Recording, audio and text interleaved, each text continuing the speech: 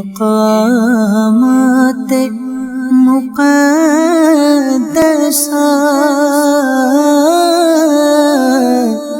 یہ مقامات مقدسہ۔ صلو علی الحبیب صلی اللہ تعالی علی محمد صلی اللہ علیہ وسلم۔ سبحان اللہ، ایک اور صحابی رسول کے دربار میں حاضر ہوئے ہیں، بڑے ہی عظیم صحابی ہیں جن کو صاحب السر، یعنی یہ وہ ہستی ہیں جو رازدار مصطفیٰ صلی اللہ تعالی علیہ وسلم میں، ان کو امین بھی کہا جاتا تھا، حضرت حذیفہ بن یمان رضی اللہ تعالیٰ عنہ ان کے قدموں میں موجود ہیں۔ ان کے بارے میں بہت کچھ سننا ہے، لیکن ایک اور بات بتاتا چلوں۔ سیدنا سلمان فارسی رضی اللہ تعالیٰ عنہ کے روضے سے ہم آئے ہیں۔ حضرت سیدنا سلمان فارسی کو ایک اور اعزاز حاصل ہوا جو اس طرح کا اعزاز شاید کسی اور کو حاصل نہیں ہوا، کہ نبی پاک علیہ السلام نے فرمایا کہ یہ ہمارے اہل بیت میں سے ہیں، یعنی فارس کے رہتے ہوئے، ملک بھی دوسرا تھا لیکن نبی پاک نے غلامی سے آزاد بھی کیا، اپنا دامن کرم بھی عطا کیا اور اپنے اہل بیت میں بھی شامل کیا۔ تو کیا بات ہے، یعنی یہ صحابی رسول بھی ہیں اور اہل بیت کی فضیلت بھی انہیں حاصل ہے۔ سبحان اللہ، اللہ کریم ان مبارک بارگاہوں کی ہم سب کی حاضری کو قبول فرمائے۔ صلو علی الحبیب صلی اللہ تعالی علی محمد صلی اللہ علیہ وسلم۔ حضرت حذیفہ بن یمان، ان کو کیوں رازدار رسول کہا جاتا ہے؟ پیارے آقا علیہ السلام نے انہیں تمام منافقین کے نام بتائے۔ اچھا، منافق کون ہوتا ہے؟ کہ اس کے دل میں نفاق ہو نا، زبان پہ کچھ ہو، دل میں کچھ ہو، بظاہر مسلمان بنے، اندر سے غیر مسلمان ہو، تو یہ تو دل کی باتیں ہیں، مگر نبی پاک علیہ السلام دلوں کے حال جانتے۔ نبی پاک نے ایک ایک منافق کا نام جو ہے وہ حضرت حذیفہ بن یمان کو عطا فرما دیا، بتا دیا، اور صحابہ کرام علیہم رضوان بھی گویا ان سے چیک کروا لیا کرتے تھے کہ اس صحابی کے بارے میں یا اس شخص کے بارے میں، صحابہ کرام جب کسی شخص کے بارے میں پوچھنا ہوتا تو حضرت حذیفہ بن یمان سے چیک کرتے، بلکہ یہاں تک آتا ہے کہ حضرت عمر رضی اللہ تعالیٰ عنہ کسی کی نماز جنازہ اس وقت تک نہیں پڑھاتے تھے جب تک حضرت حذیفہ بن یمان بھی اس نماز جنازہ میں شامل نہ ہوں، کیونکہ انہیں یہ اطمینان ہو جاتا تھا کہ اگر حذیفہ بن یمان رضی اللہ تعالیٰ عنہ تشریف لائے ہیں تو اس کا مطلب یہ شخص ایمان والا ہے۔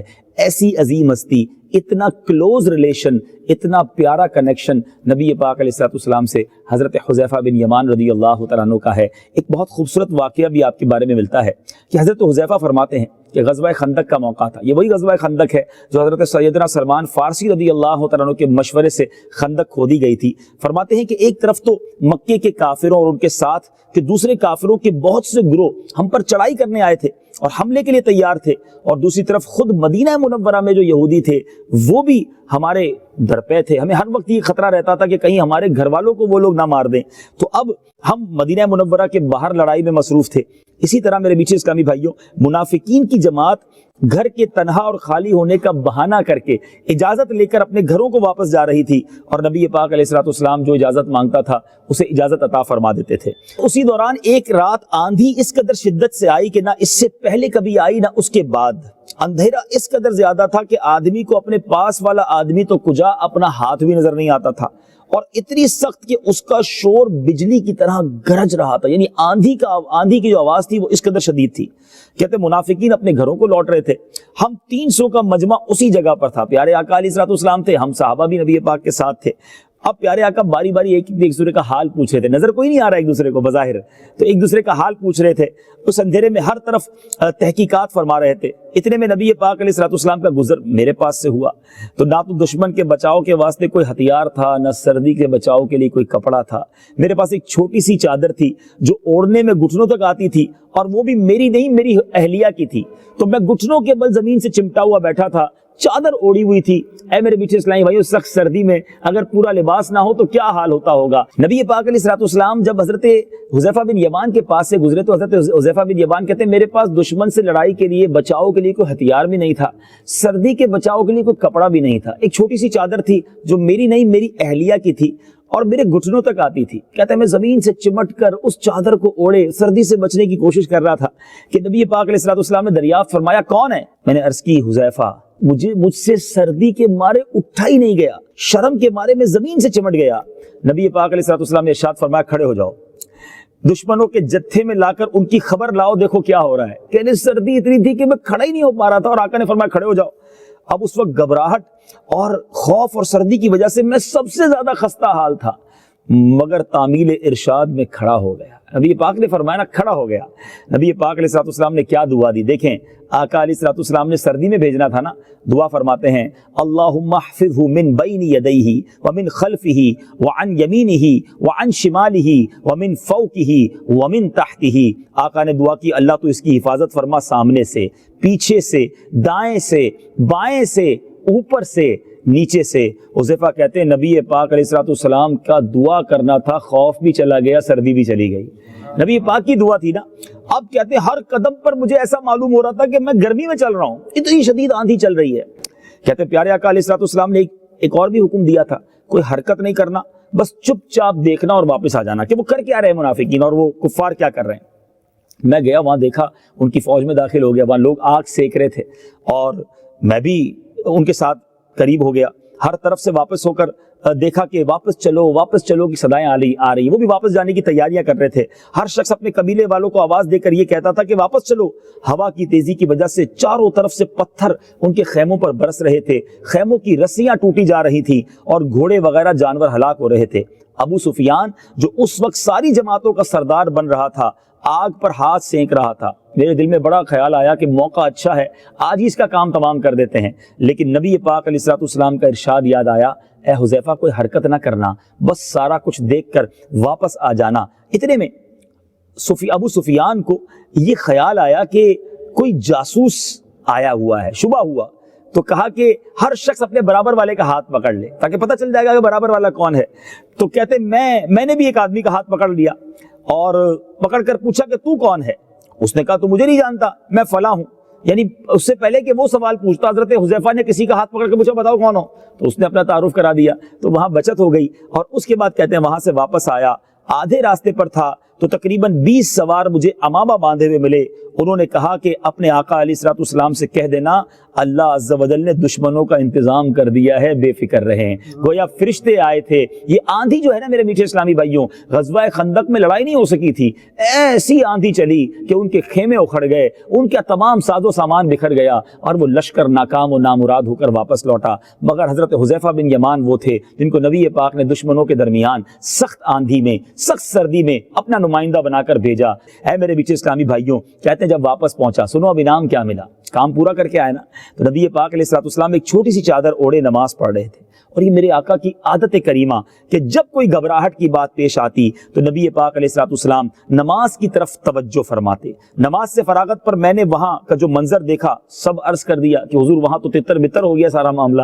نبی پاک علیہ السلام وہاں کا قصہ سن کر میرے آقا مسکرائے, میرے آقا کے دندان مبارک چمکنے لگے. پیارے آقا نے مجھے اپنے پاؤں کے قریب لٹا دیا, اپنی چادر کا حصہ میرے اوپر ڈال دیا. کہتے میں نے اپنے سینے کو نبی پاک علیہ السلام کے تلووں سے چمٹا لیا. اللہ اللہ, اے میرے میٹھے اسلامی بھائیوں, اس قدر قرب ان ہستیوں کو نبی پاک علیہ السلام کا ملا اور تلوائے مصطفیٰ سینے سے لگ جائے پھر کیوں نہ سینہ روشن ہو جائے. مجھے امام عشق و محبت اعلیٰ حضرت کی وہ تمنا یاد آ رہی ہے اور انہی ہستی کے قدموں میں آج یہ پڑھنے کا موقع مل رہا ہے کہ نبی پاک نے انہیں تو یہ شرف دیا کہ اپنا تلوہ مبارک ان کو سینے سے لگانے دیا. کاش ہم پر بھی کرم ہو جائے. اعلیٰ حضرت لکھتے ہیں دل کرو ٹھنڈا میرا وہ کفے پا چاند سا, دل کرو ٹھنڈا میرا آقا, دل کرو ٹھنڈا میرا وہ کفے پا چاند سا, سینے پہ رکھ دو ذرا تم پہ کرو رو درود, سینے پہ رکھ دو ذرا تم پہ کروڑوں درود. سبحان اللہ. آج ان مبارک ہستی کے قدموں میں حاضر ہیں اور یہاں پر نہ صرف حضرت حذیفہ بن یمان موجود ہیں, آپ کو ان کی ایک اور فضیلت بتانی ہے. دیکھیں سرکار علیہ السلام کے بارے میں ہم نے پڑھا تو ہے, سنا تو ہے کہ زمین میلی نہیں ہوتی, دہن میلا نہیں ہوتا, غلامان محمد کا کفن میلا نہیں ہوتا. بہت پرانی بات نہیں ہے, 1931 میں حضرت حذیفہ بن یمان رضی اللہ تعالیٰ عنہ، حضرت عبداللہ بن جابر رضی اللہ تعالیٰ عنہ، ان کا مزار بھی یہی موجود ہے، وہ تابعی ہیں، یہ صحابی ہیں۔ ان دونوں کے مزارات دریائے دجلہ کے کنارے تھے، پانی آیا، ان کے مزار کو اب وہاں سے منتقل کیا گیا۔ دیکھا جائے تو 80-90 سال ہی ہوئے ہیں، لیکن 1931 میں جب ان ہستیوں کو اپنے مزار سے نکالا گیا، آفٹر مور دین 1300 years ago، 1300 سال کے بعد جب قبر انور سے نکالا جا رہا ہے، ان کے جسم سلامت ہیں، ان کے سبحان اللہ کفن سلامت ہیں، اور پھر ان کی تدفین یہاں ہوئی، اور یہ بات ڈاکیومنٹڈ ہے۔ انشاءاللہ بھی جب ہم کھڑے ہوں گے دعا کے لیے تو آپ کو وہ پکچر بھی دکھائیں گے کہ اس زمانے میں یہاں کے والی بغداد نے اور یہاں کے ہزاروں لوگوں نے مل کر یہ منظر دیکھا تھا، اور یہ جنازے جو ہیں وہاں سے یہاں شفٹ کیے گئے۔ سبحان اللہ، یہ ایمان تازہ ہو جاتا ہے، نبی پاک کے غلام ہیں، قبر کیسے ان کے جسموں کو بوسیدہ کر سکتی ہے؟ ارے یہ تو جنت کے باغوں میں رہ رہے ہیں۔ ہم اللہ سے دعا کرتے ہیں کہ اس جنت کے باغ کے قریب ہم بھی موجود ہیں، ہماری قبر کو بھی جنت کا باغ بنا دیا جائے، ہماری قبر کو بھی اللہ تبارک و تعالیٰ کی رحمت سے روشن باغ بنایا جائے۔ آئیے میٹھے اسلامی بھائیوں، نہ صرف حضرت حذیفہ بن یمان بلکہ حضرت عبداللہ بن جابر اور حضرت امام باقر کے جو صاحبزادے ہیں، یہ تینوں یہاں ہستیاں موجود ہیں۔ انشاءاللہ مزارات کی زیارت بھی کریں، اور تینوں کے لیے انشاءاللہ ہم فاتحہ کریں گے، اول آخر 3 بار درود شریف، 1 بار سورہ فاتحہ اور 3 بار سورہ اخلاص پڑھ کر میری مل کر دیجیے۔ یہ مقامات مقدسہ،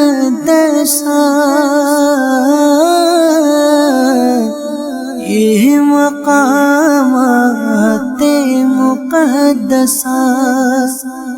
اب الحمدللہ ہم حضرت طاہر بن امام محمد باقر رحمۃ اللہ تعالی علیہ اور حضرت عبداللہ بن جابر انصاری رضی اللہ تعالیٰ عنہ کے مزار پر حاضر ہیں۔ مبارک ہستیاں ہیں، مبارک نسبتیں ہیں۔